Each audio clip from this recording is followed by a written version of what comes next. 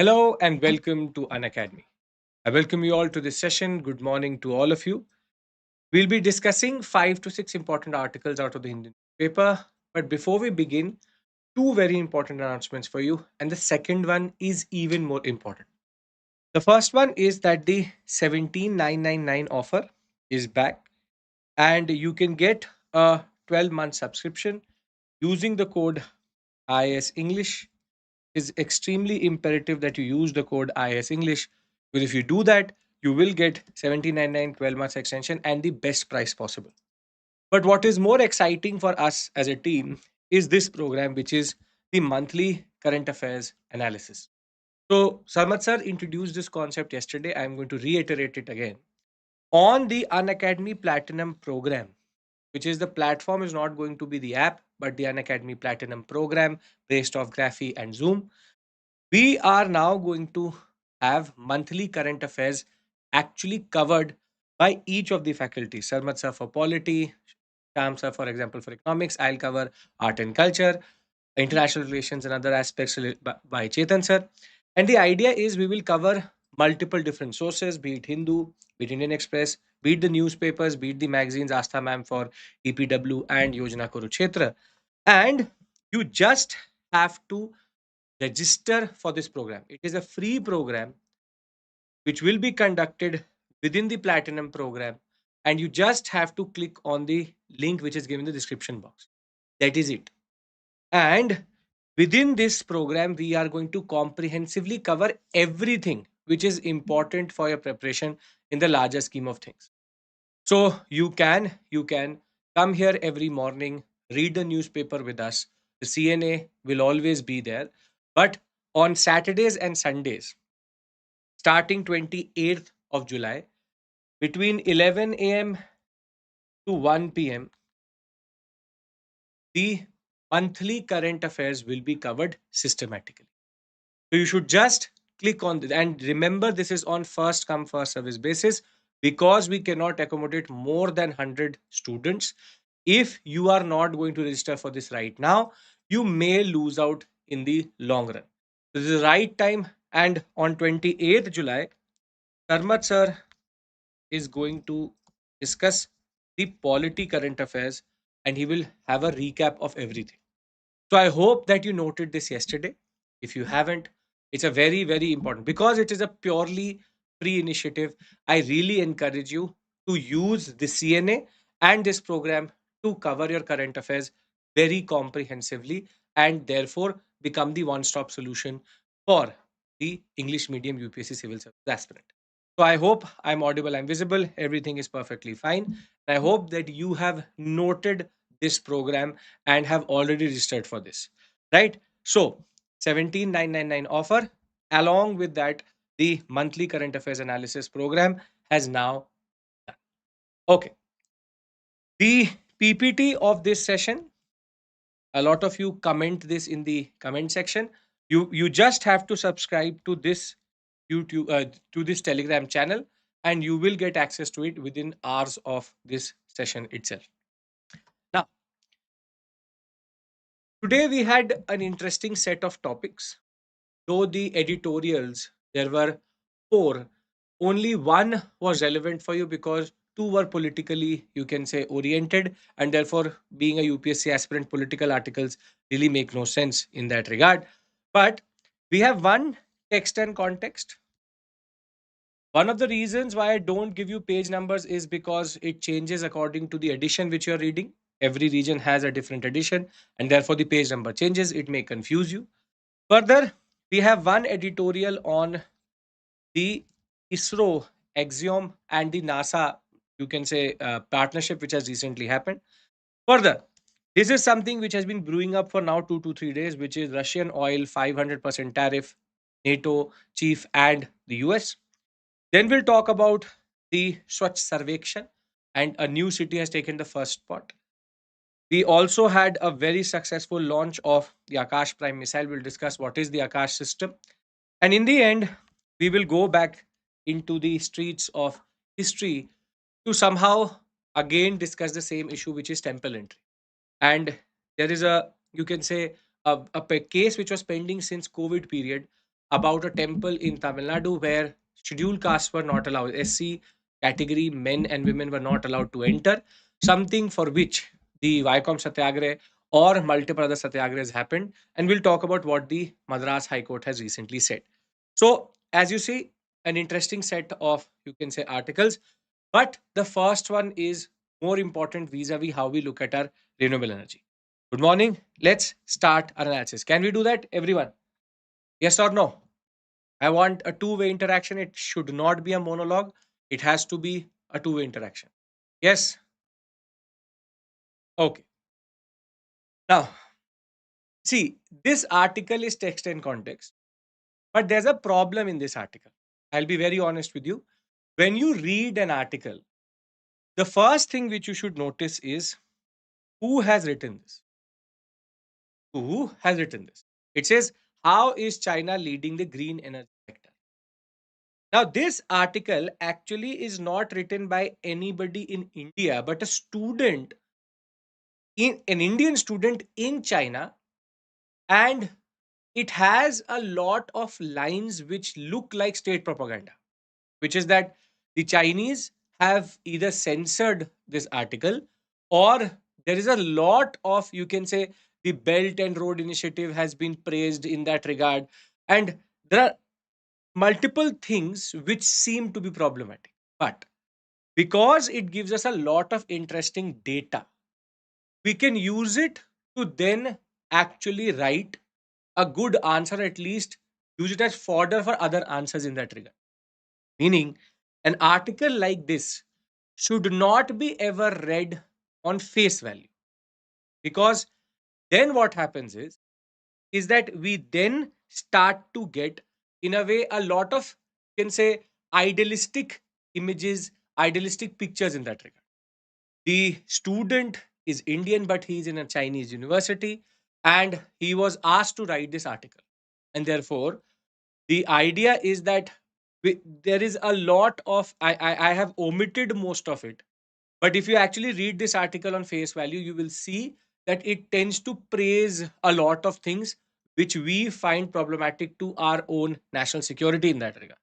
And therefore, what I'm telling you is, from the outset, you have to make sure that you don't absorb everything in this act. However, there is merit, and there are a lot of interesting things which when you use in the examination for sure, but we don't have to fall into the trap of using everything in that. Now, the article starts on a note which basically contrasts how China has become the forerunner when it comes to renewable energy.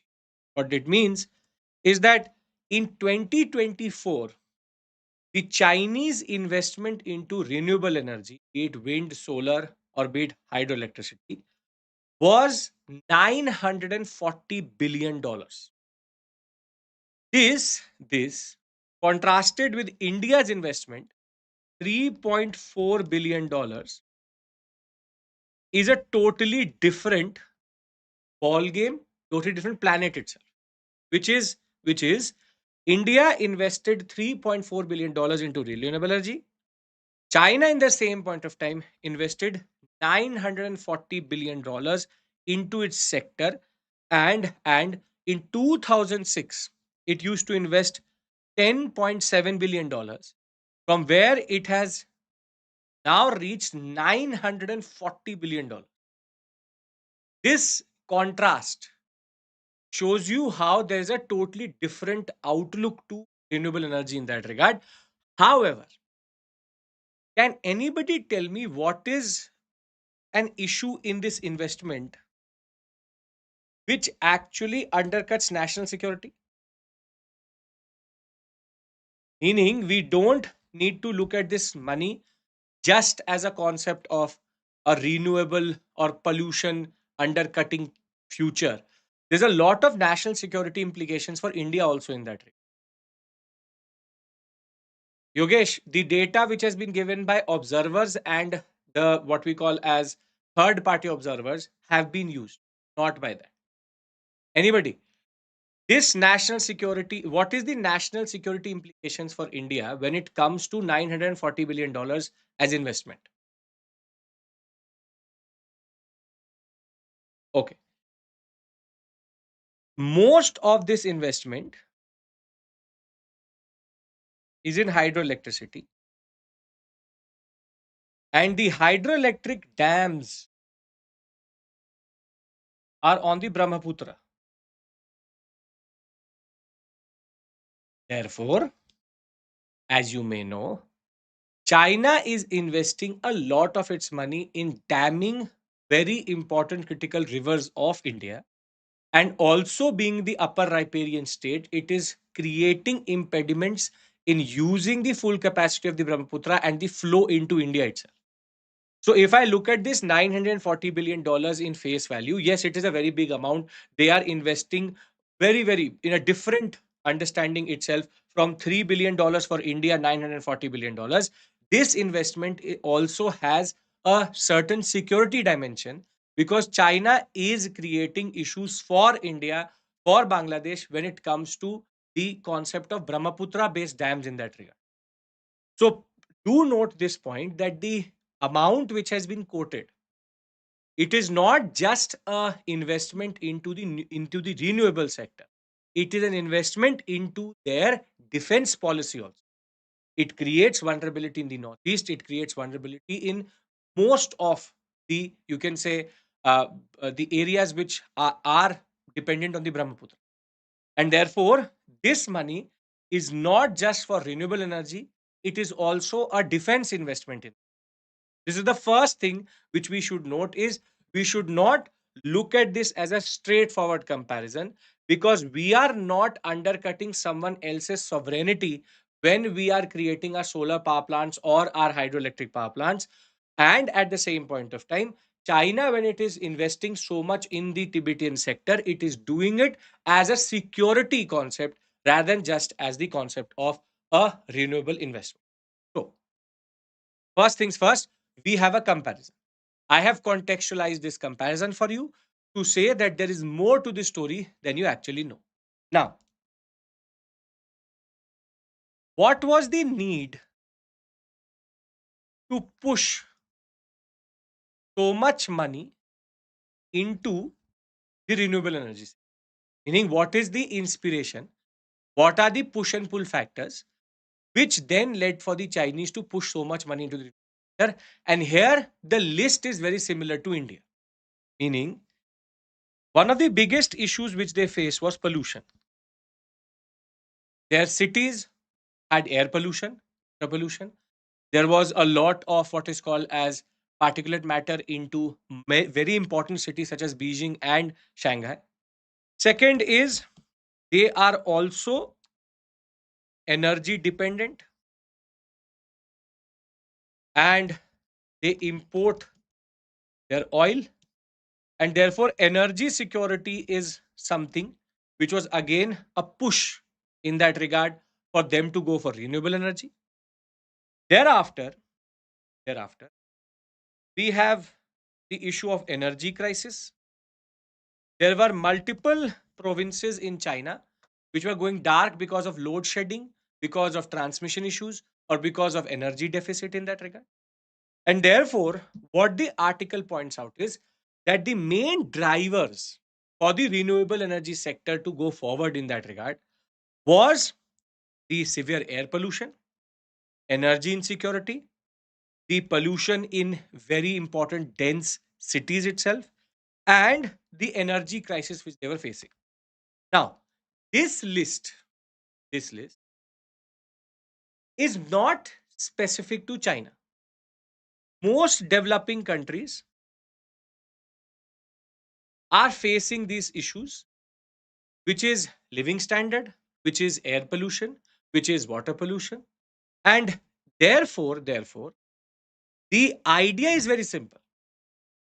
The push factors for be it India or China are the same: pollution, AQI levels, particulate matter, and the livability of very important cities. In the Indian context, we have seen an inertia. Inertia means that we are shifting to renewable energy, but the investment is extremely low vis a vis other countries. On the other hand, when we talk about China, they very quickly in the 2000s itself realized that there is a need to move out of the thermal power plants, or at least thermal power in big cities, to renewable energy. And this is where one of the most important patterns which emerge is that in China, the state owned enterprises, which we today call as PSUs in India, they played a very important role in renewable energy. Now, this also does not come as a surprise. Obvious. China is one party system. It is not a communist or a socialist country. It is a controlled economy. It is more or less a dictatorship of Xi Jinping and the Communist Party of China. But you'd have to understand one thing, that their model is controlled capitalism, and state owned enterprises actually pushing for renewable energy is not a new thing. India is a mixed economy where market forces and even when it comes to credit is given on merit. When it comes to China, the Communist Party, if it allows for state owned enterprises to go into a certain direction, it will. So, therefore, it is not again a surprise that most of the renewable energy corporations or organizations in China are state owned. National Development and Reform Commission or National Energy Administration of China is state owned. And when you are state owned, you automatically have multiple advantages. First, you do not need to look for credit beyond a certain point because cheap credit is very, very quickly available, meaning the interest rates are very low. As it is, the market is being controlled by the Chinese government. Therefore, everybody and anybody will be ready to fund these, you can say, state SEOs, as is called, state owned enterprises. Further, they were able to scale up, they were able to coordinate together. Niche areas were created by the Chinese state itself, meaning one company was given one sector, meaning it is only making batteries. One company is making only solar power plant or solar cells. The other company is only making the wires of it. So therefore, there's no internal competition amongst them. Three different PSUs, if you want to call them, or three different state-owned enterprises controlling three most important supply chain concepts. And therefore, the strategic way in which they developed their renewable energy is only possible in an economy such as India, such as China, rather. See, this is where I have been arguing and I will keep on arguing that this comparison in the Hindu newspaper by the article itself is problematic. Because if 55% of the global renewable energy investment, be it the R&D, be it how they deploy it, be it everything is controlled by the state, it is not a surprise that it is China in that regard. So therefore, what you have to understand before we go into the cautionary tale here, see, China has the same issues as India when it comes to pollution, when it comes to using coal or crude oil in that regard.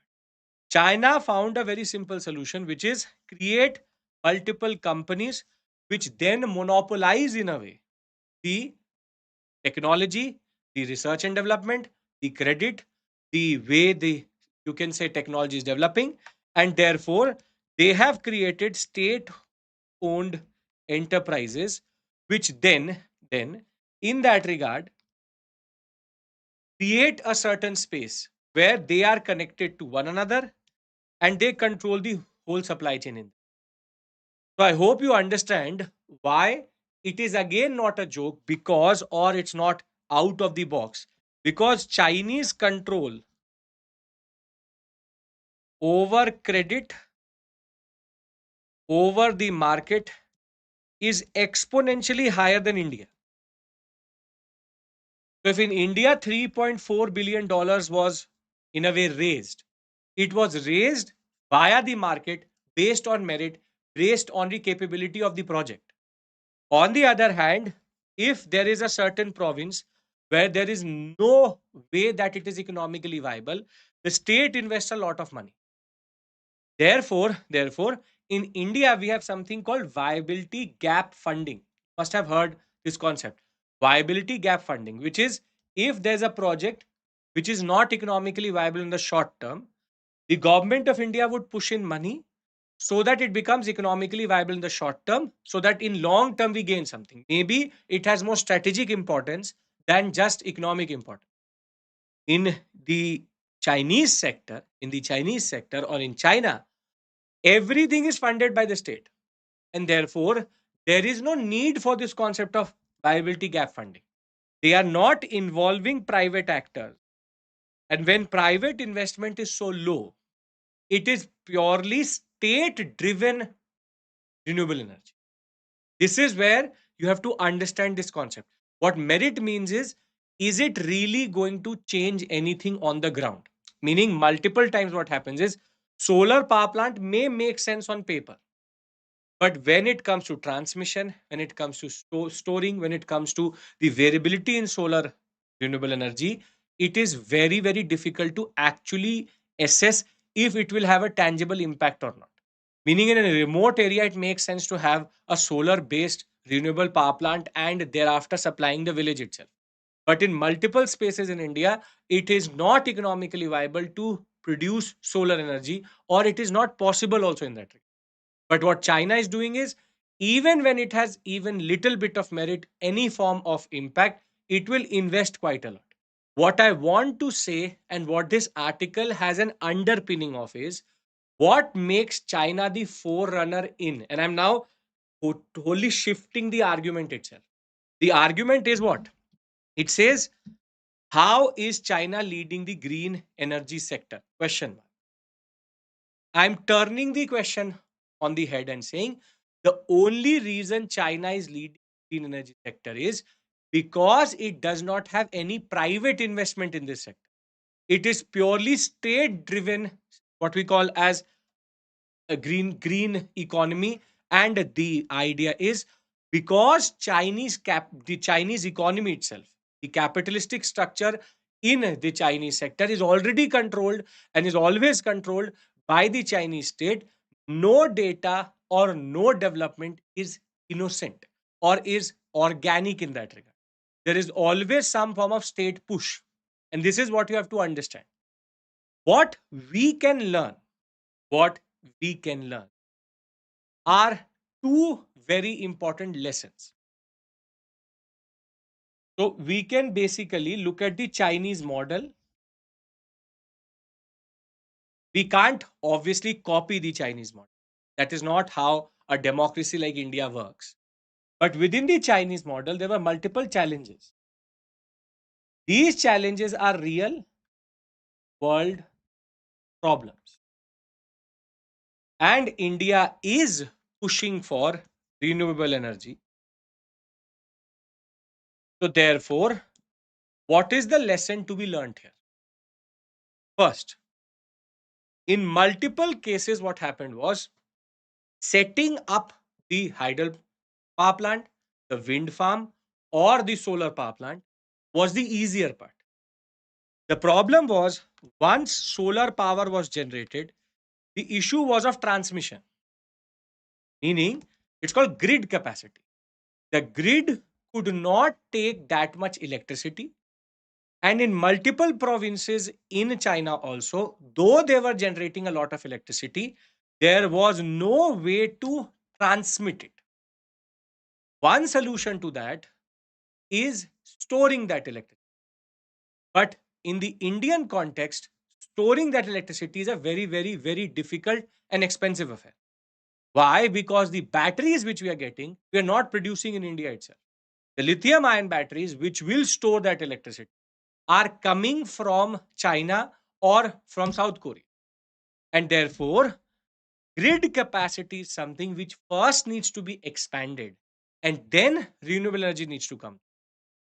This is where the Chinese story only tells us one thing. Infrastructural gaps need to be plugged first. When they are plugged, then only we should go for increasing the capacity of producing renewable energy.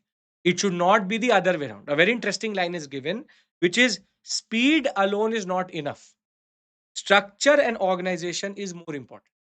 Now, out of this weird article, what is our main argument and what is to be used in the examination? Can I tell you that if it made sense to you, if you read this article face value, you can do that.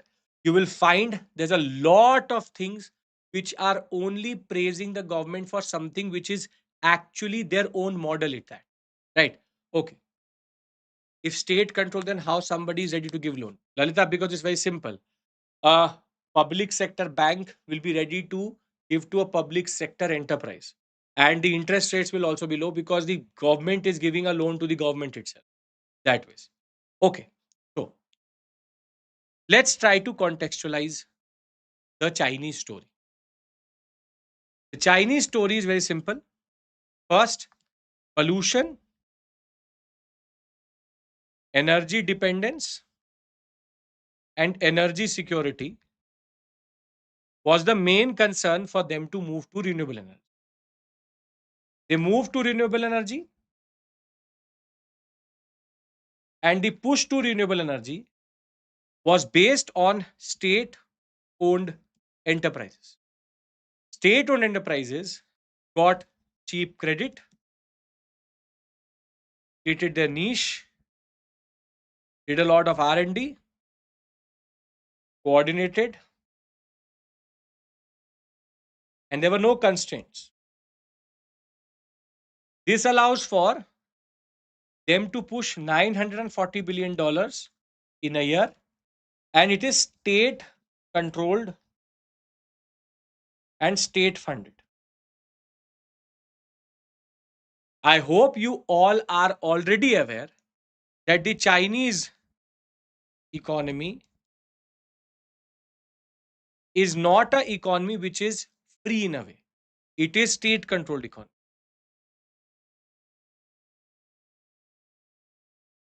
And Chinese democracy in itself is also not pure democracy, unlike India, wherein there's a lot of state control over narratives.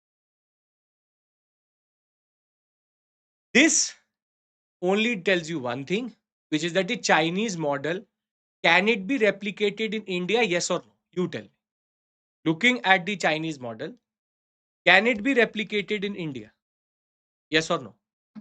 Simple, straightforward question. What is the answer to that question?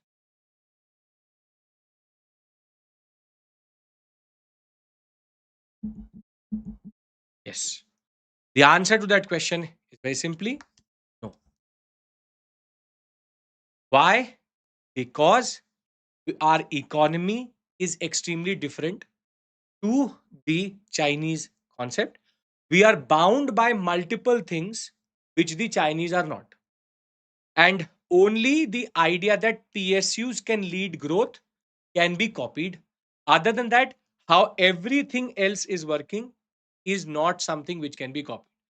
But can we learn from the Chinese? Yes. We can learn two very important things. First is setting up renewable energy plants, or you can say a renewable energy store is the easier part.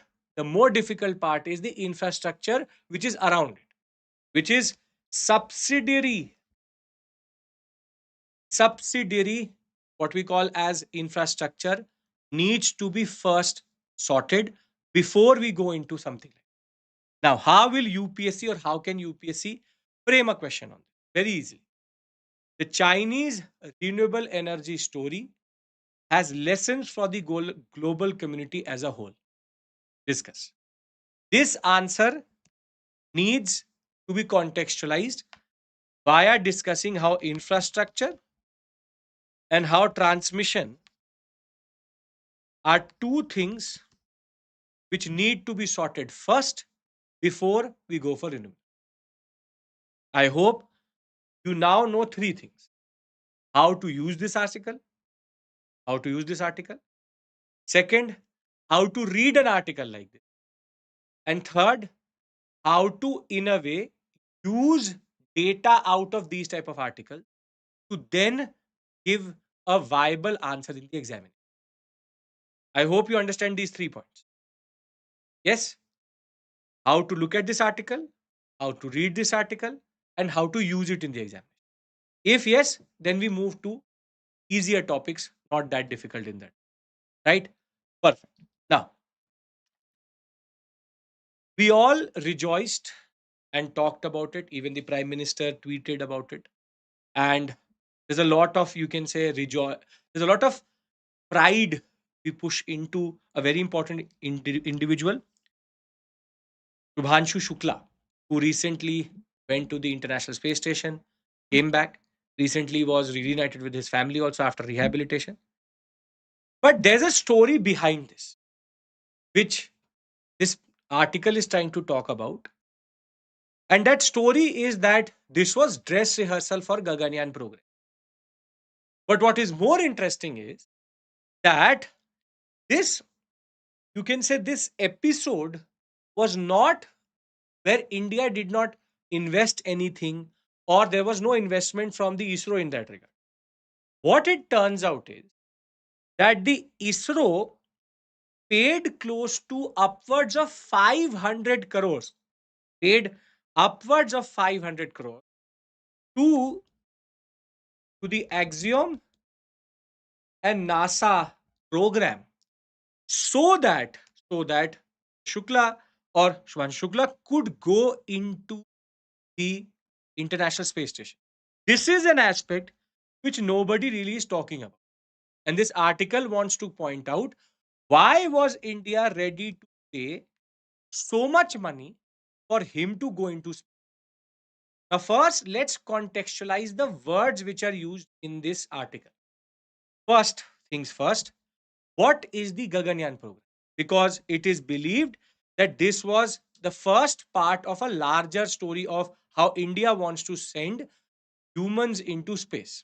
And that is what is called as the Gaganyaan program, which was based on the idea, which was planned in 2022, but it has been now delayed, is we want to push Indian astronauts via the GSLV Mark III into a low Earth orbit and then bring them back safely, becoming only the fourth country to do it. We've not done it, but we want to do it. This is a logical end to where ISRO is going. However, in a orbit capsule, there are multiple things which could go wrong, and there are multiple things which have to work out first.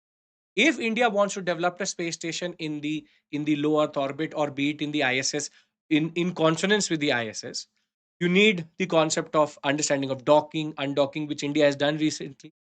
You need the concept of how the capsule survives re-entry. You need to have an understanding of heat shields. You have to have an understanding of space medicine. How do you support the astronauts when they are in the space for 5 to 7 days? So this is where this Axiom program became a dress rehearsal for India.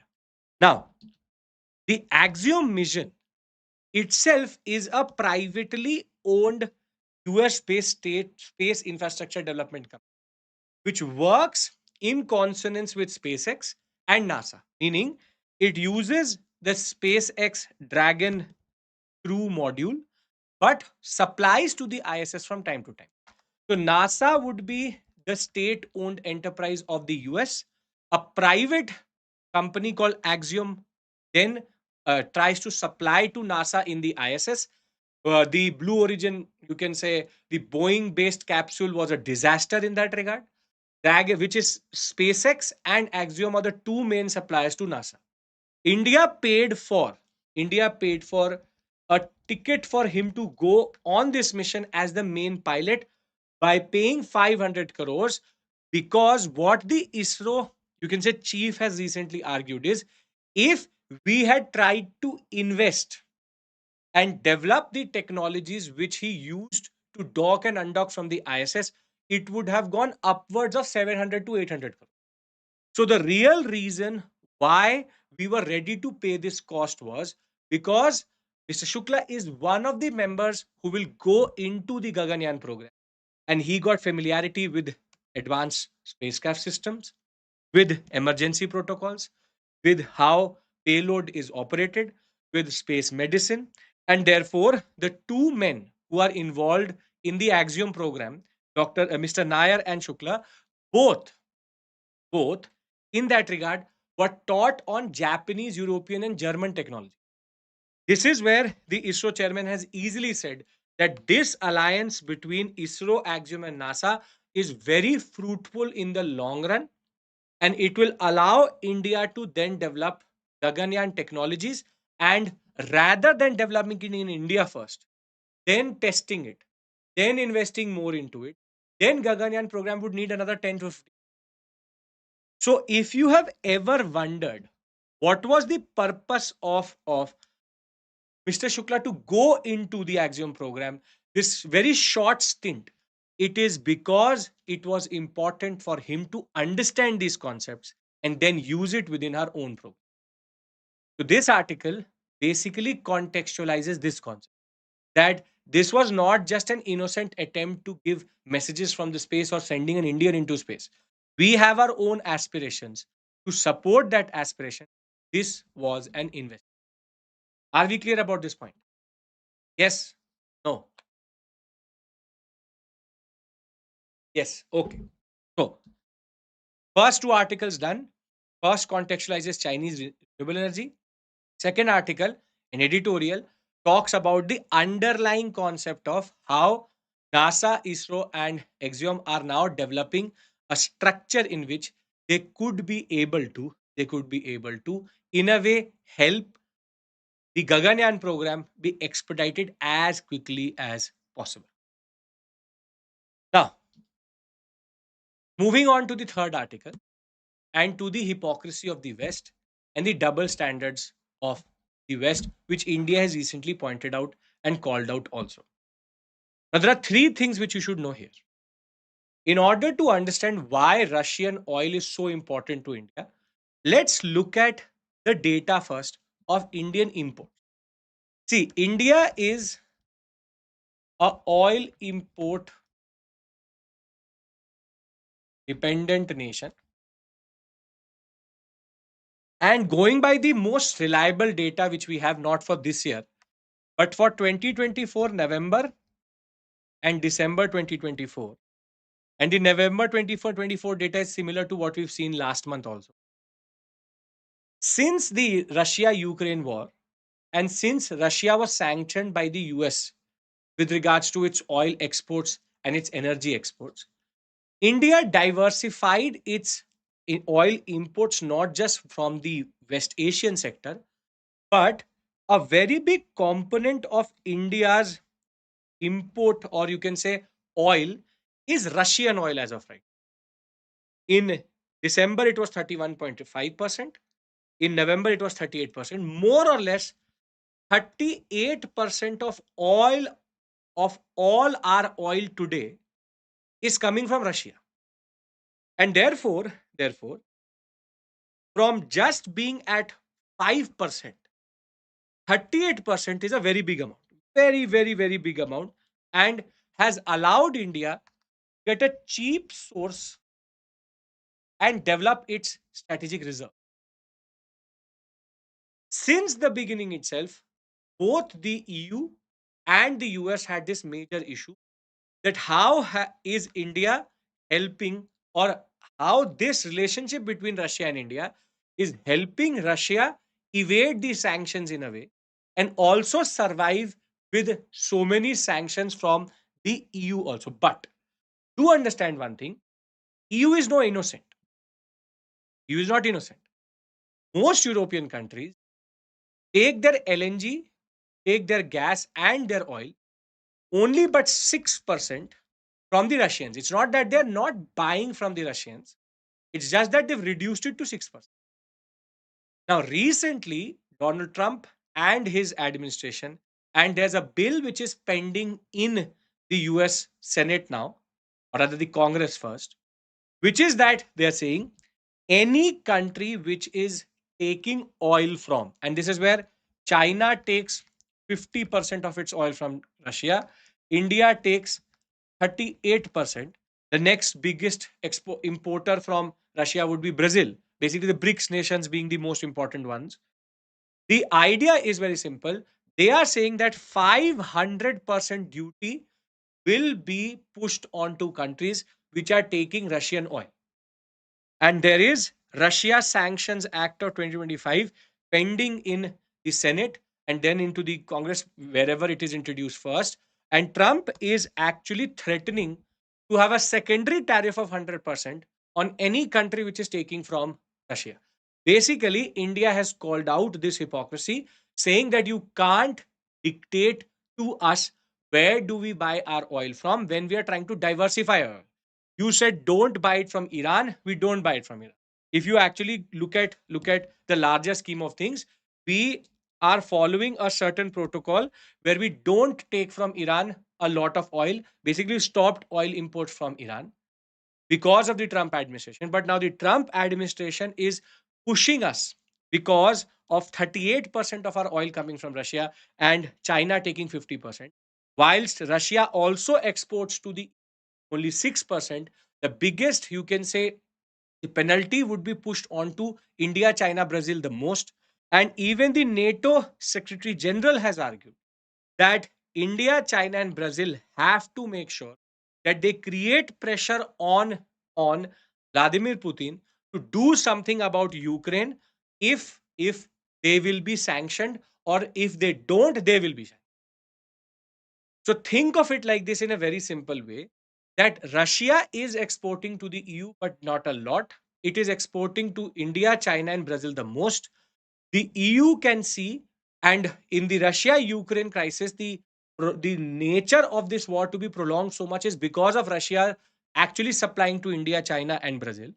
And therefore, in the larger scheme of things, now because Russia is not taking any threat or pressure from the EU or from NATO or from the US directly, what they are doing is they are creating pressure on the allies of Russia.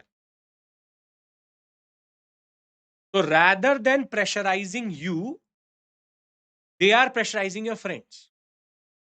So when you are saying, when Russia is not listening to anyone, they are saying we will then push sanctions upwards of 500% on anybody who will take oil from Russia. It's an indirect tactic. But India has very simply said that this is double standards from your side. If that is true, then you should push 500% tariff on yourself also. If NATO chief, which is mostly EU, if NATO chief is talking about this, then why is that only 3 countries are being sanctioned, not all of them? And this is where India has very simply called out the double standard, saying that you can't be selectively applying this 100% tariff. So this is an ongoing development. This is something which will go on further and develop into something, I hope, not something very big. And this is only Trump tactics, this which is called fear mongering and scare tactics.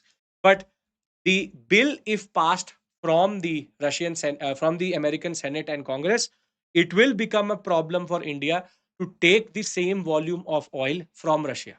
Let us see how we are going to undercut it. But this is where now indirect pressurizing taxes, again, that Cold War tactic of actually pressurizing the allies or proxy war is coming through.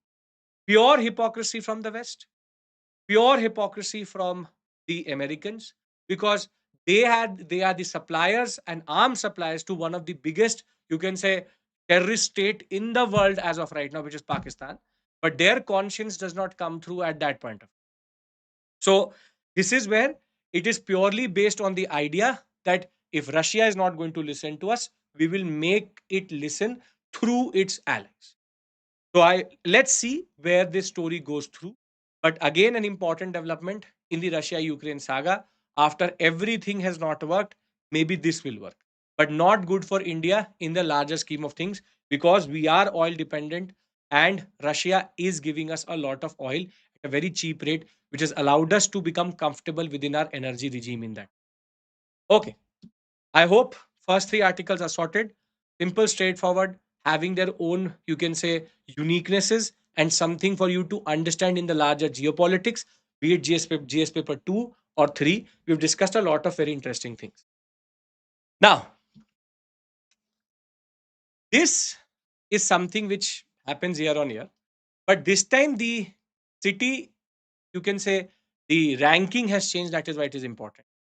Ahmedabad was named the cleanest big city in India, followed by Bhopal and Lucknow, in what is called as the Swachh Sarvekshan Cleanliness Survey.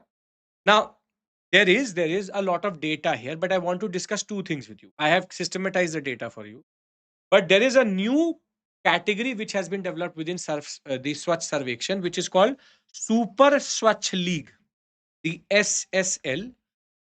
The Super Swachh League is a set of cities recognized according to their population, which basically create a whole category now. Meaning, there's no the comparison previously used to be problematic because there was no population criteria. Now, based on population, this survection or this survey has now become more, you can say, logical and more scientific. Meaning, I've pushed all of the data into a table. See, for example, previously, Ahmedabad, Indore, or even New Delhi were compared directly. But this time, they have divided according to the population. For example, 10 lakh plus population. The first rank is held by Ahmedabad, then Bhopal, then Lucknow. Then million plus population, it is Indore, Surat, Navi Mumbai. Then 3 to 10 lakh population.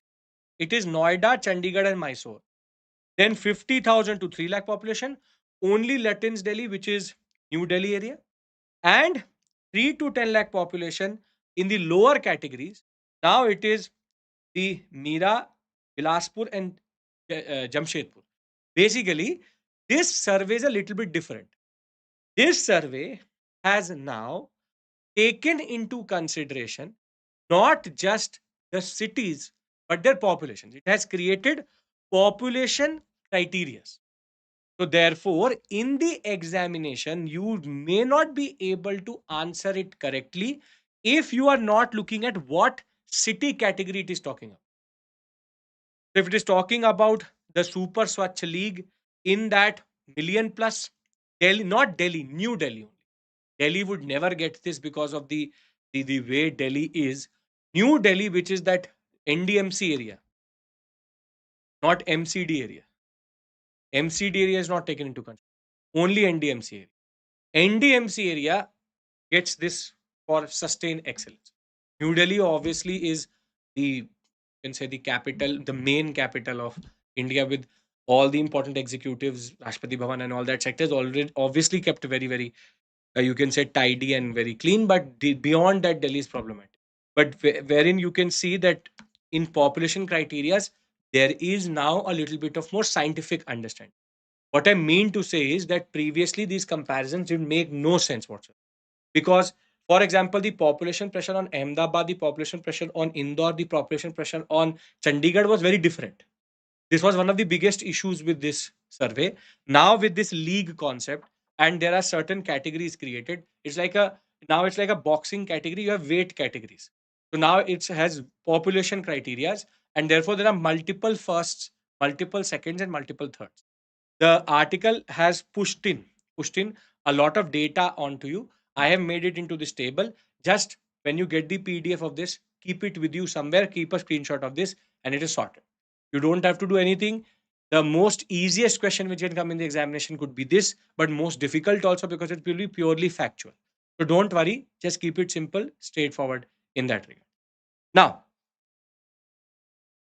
you recently must have seen either in Reels or on YouTube or somewhere in the past 24 hours, multiple images such as this coming through.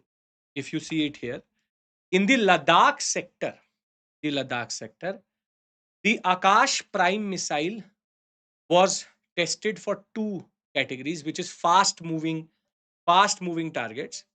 Two missiles were fired, both hit with precision, and therefore it was successful. At the same point of time, in Ladakh, this was being done. In Orissa, in Chandipur, we had the what we call as Agni 2 and Prithvi 2, which is rather Agni 1 and Prithvi 2. Both were being fired there. These are ballistic missiles. This is a surface to air missile. Now, Akash Prime is the category which was used. There are three categories of Akash missile. One is called Akash 1S, then Akash Prime, then Akash NG. NG is the, you can say, fastest and the most highest accurate, but this is mostly used for air defense based from the what we call as Air Force uses it for its, you can say, airport defense in that. Akash Prime is good for high altitude ops, which is because it was fired at 15,000 feet. The air composition is such that you need more thrust, and because of the Akash Prime having that type of engine, Akash Prime was used specifically in Ladakh. 1S is the first version which was created. Now, it is a, according to understanding, it is called a short to medium range surface to air missile. It uses two radar systems with it. One is called the Rajendra 3D, and the other one is called the 3D car system. Rajendra 3D is used for 64 targets but on a long range, and the 3D car is used for 200 plus targets on a short range. Now, this is basically the eyes and the target spotting for the Akash missile. Akash missile uses a ramjet engine, solid propellant. It will be very accurate if used through 3D car for 4.5 to 25 kilometers. And beyond that, if we have to go through, you have to use Rajendra 3D, the PESA radar system. So you can use two different radar systems. It has its own guidance system inside it also, but it also uses the information which the radars are sending. Now, why do it in Ladakh? And what is the optics behind this? The optics is very simple. With saturation attacks coming from Pakistan recently in operations in, and the way it was pure air superiority which mattered in Operation Sindhu. This test was done in a sector which is problematic both for China and India both. So be it India, be it China, or be it India or Pakistan, Ladakh is a sector which holds a lot of strategic significance in the larger scheme of things for us. And therefore, DRDO testing this in the most nichest of territories is very, very ominous and symbolic. For the examination purpose, you should know 4 to 5 things.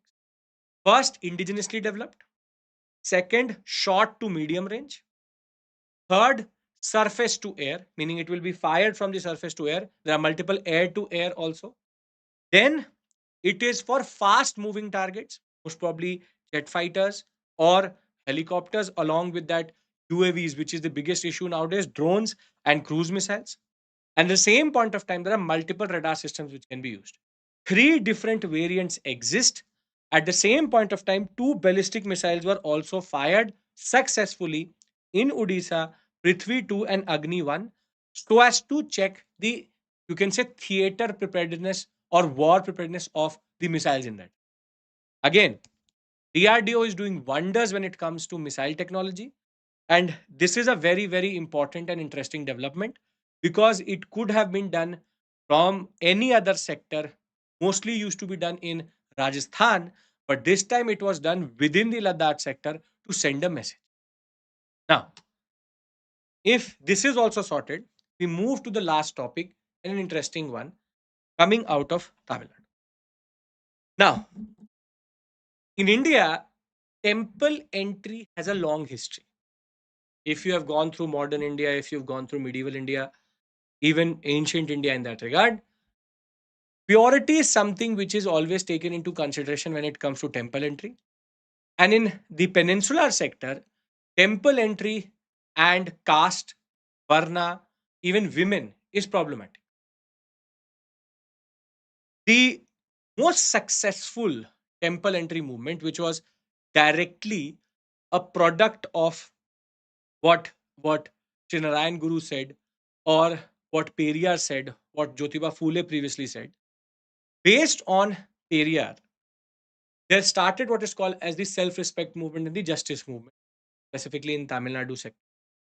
And the self-respect movement was about how, or the anti-Brahmanical movement also sometimes called, how the Brahmins, the upper caste and the higher varnas have had a monopoly over God.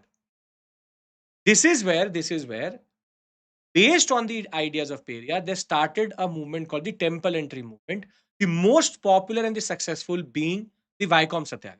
There's also called the Kalaram temple entry movement by Dr. Ambedkar, but it did not reach its logical end.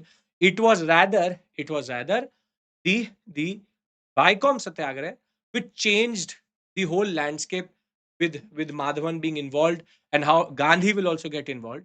And by 1936, it started in the 1923. First, the Congress will give in principle approval for a non-cooperation, civil disobedience in the Vicom city itself, and thereafter, we see the what we call as 1924 Satyagraha starting. 1936 is when the Travancore Maharaja then opened all the state owned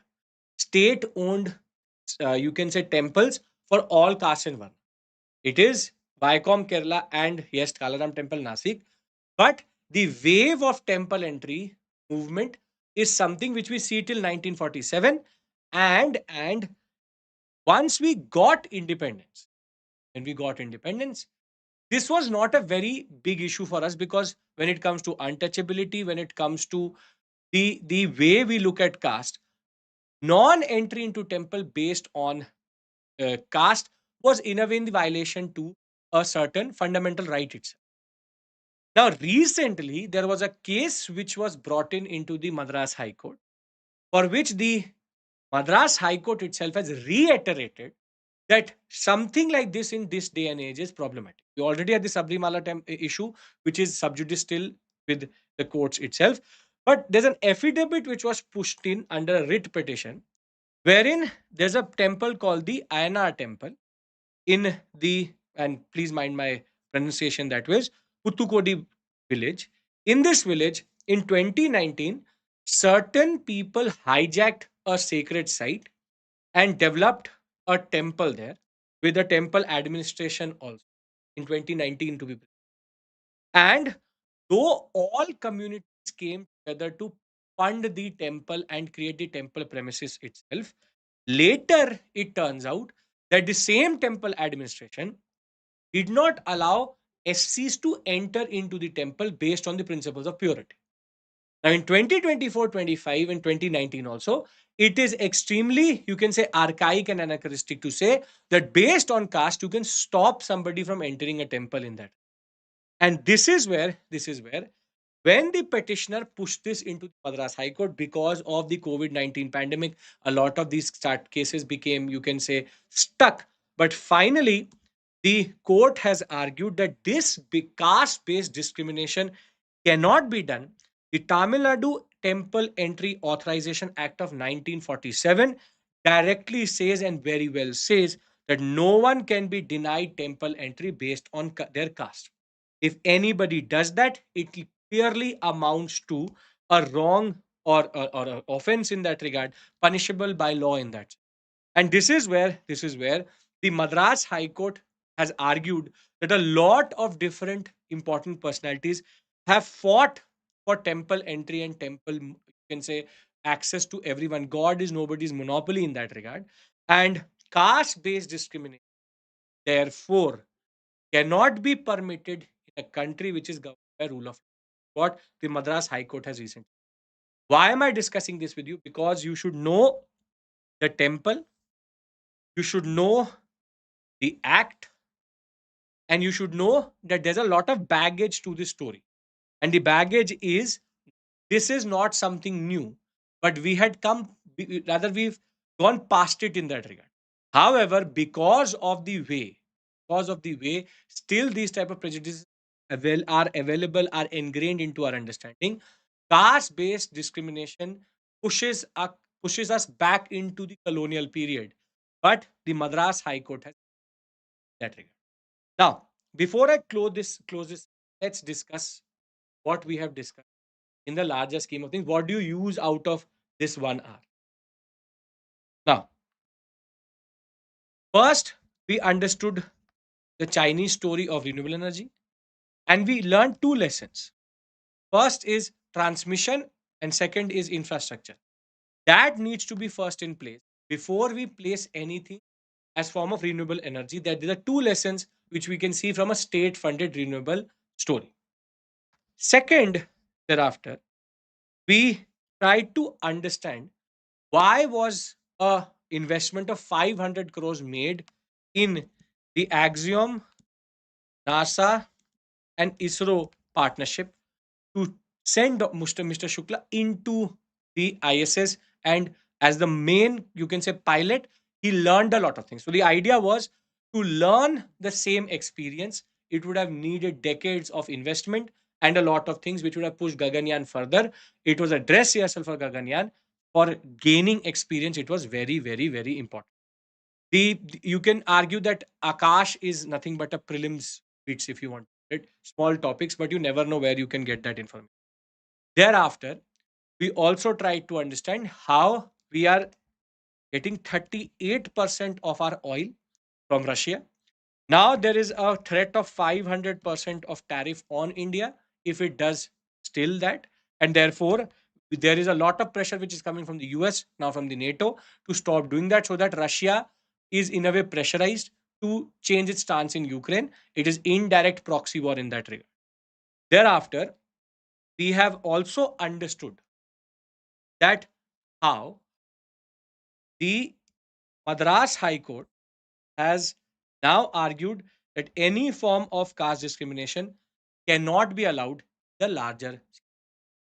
You don't have to read the paper after this, Maverick. If you're in this session, you don't have to. And we also understood Akash Prime, its use in the Ladakh sector. And last but not the least was the cleanest city. And Ahmedabad got it under a certain category. And therefore, just use the data which has been given here. The PPT will be available very soon in the Telegram channel, and just keep certain, you can just I would say keep a repository of this information. It may help you in the larger scheme of things. Thank you. Take care.